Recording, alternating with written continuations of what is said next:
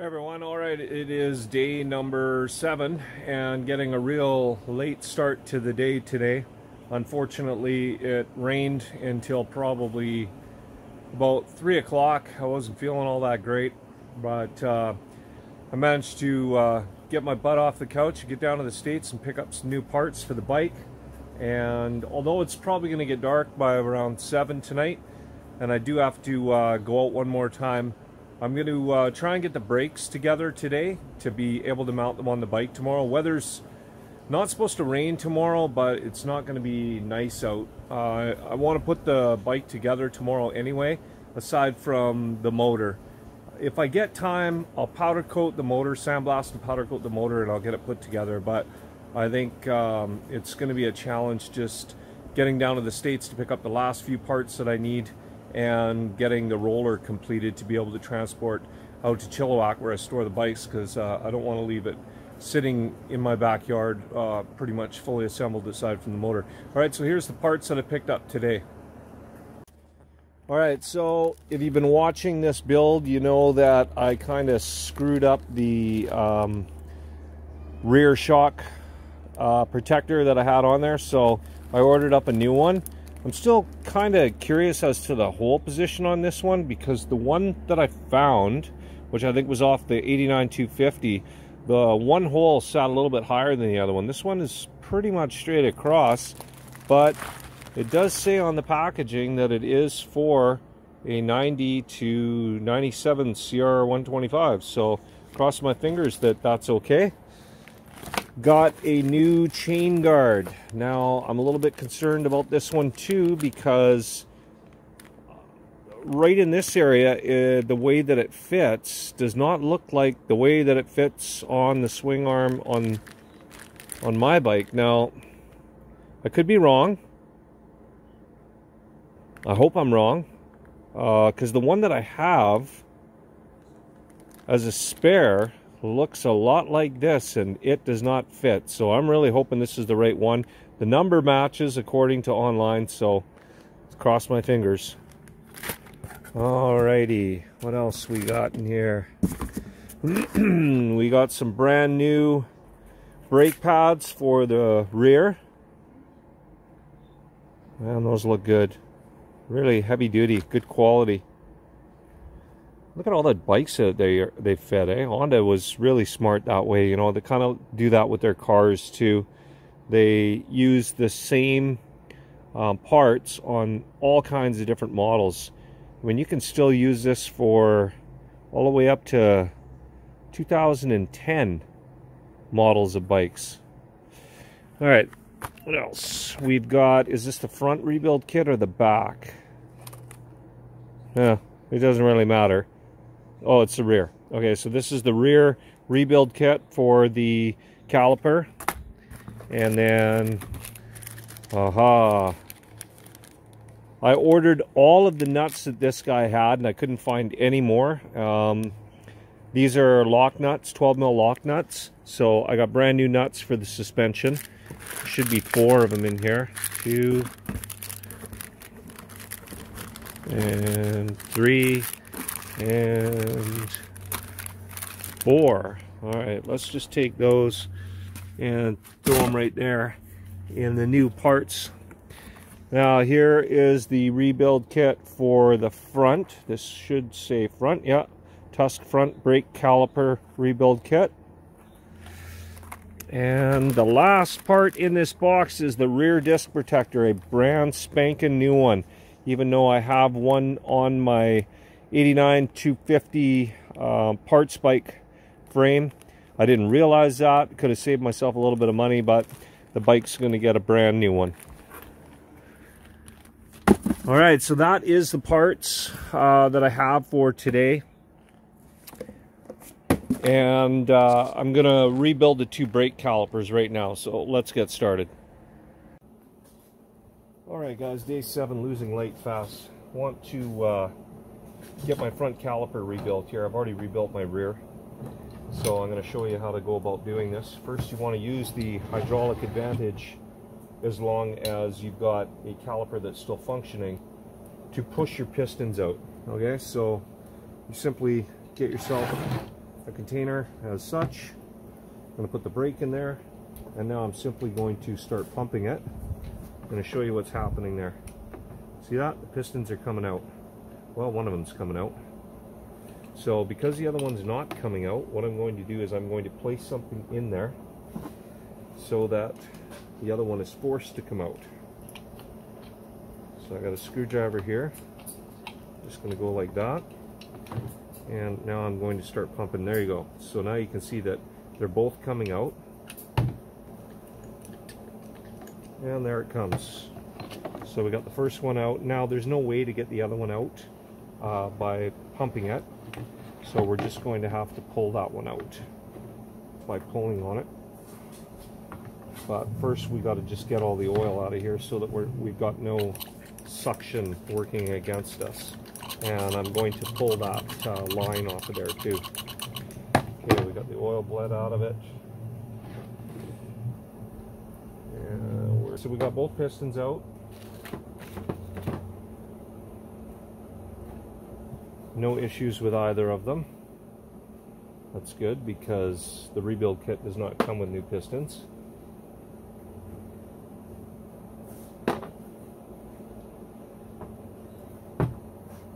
Just going to use our pickers, pick these seals out. There's our dust seal.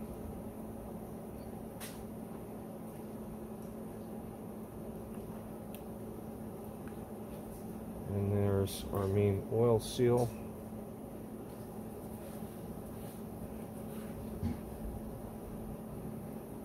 Have a look at your dust seal slot and make sure that there's no dirt or anything in there, because generally they do get dirt in them. Now I've got a small wire brush that I use here. I'll just spray some brake cleaner in there. Make sure you're using a wire brush, not a steel brush. You don't want to scratch the aluminum inside there. And make sure you're not using a brass coated steel brush either. It's got to be a brass brush. Alright, let's get our new parts together here. Okay, start by installing these pieces of rubber. This one here goes in there. What I like to do to get these in is squish them, bend them over, and then insert them into the hole, and then just turn it. And they usually just pop right in just like that. This one here goes over here, right down inside that slot. Make sure you get the right end. This has got a bit of a lip to it. Start it in on one side, and then just kind of work it in with your fingers to get that lip to go in. And there you go, it's in there. Then what we're going to want to do is put a small bit of waterproof grease on both of the sliding pins.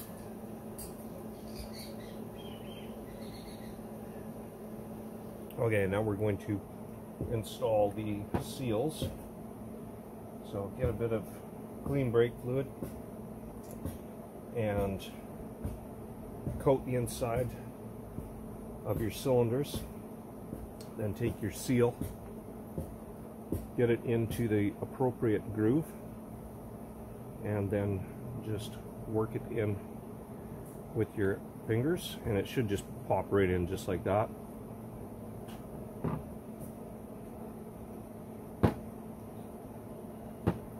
Same thing goes with the dust seal. Lube it up, get it started into its groove. Use your other fingers to just kind of work it in there. Sometimes this one will pop through like that, and you just gotta slide that little part back. And there we go. Seals are in. Make sure they didn't roll over in any way, and that they're sitting nice and flat inside their slot. Yeah, they feel pretty good.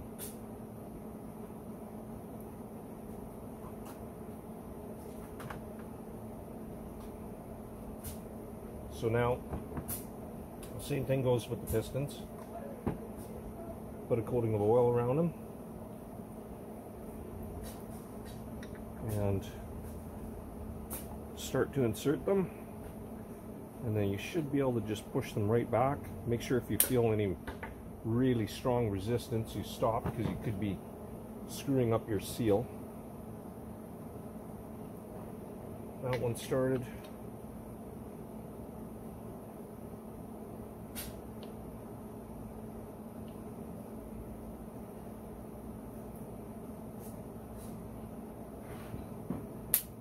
And there we go. They are in.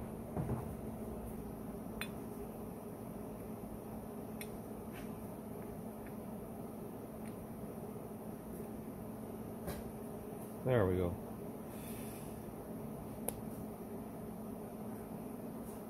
Just want to slide it out a bit in case it mushroomed over your dust seal over here.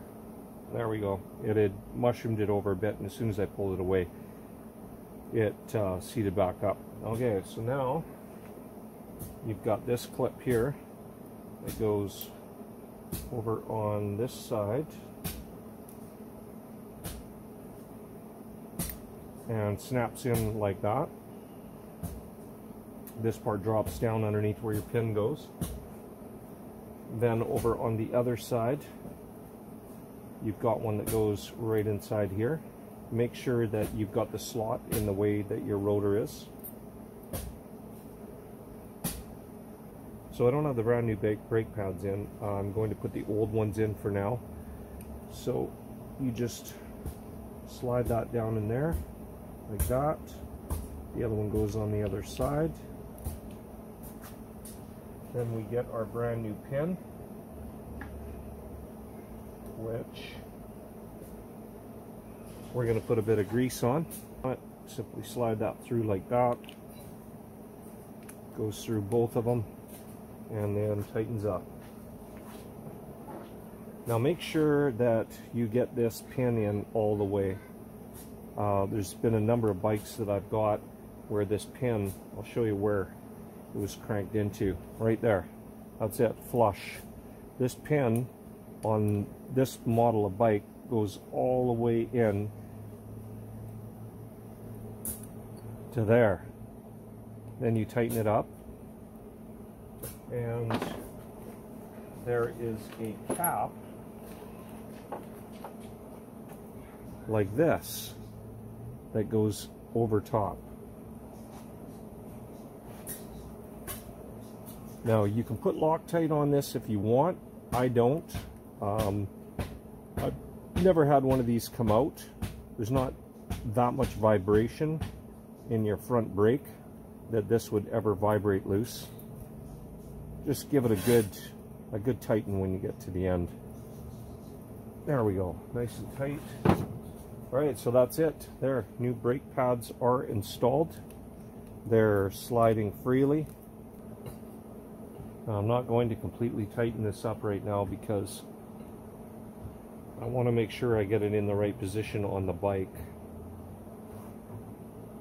But that's it. All right, everyone, day 10. I got some sandblasting to do now. I'm going to be sandblasting the throttle housing. It needs to be touched up for sure.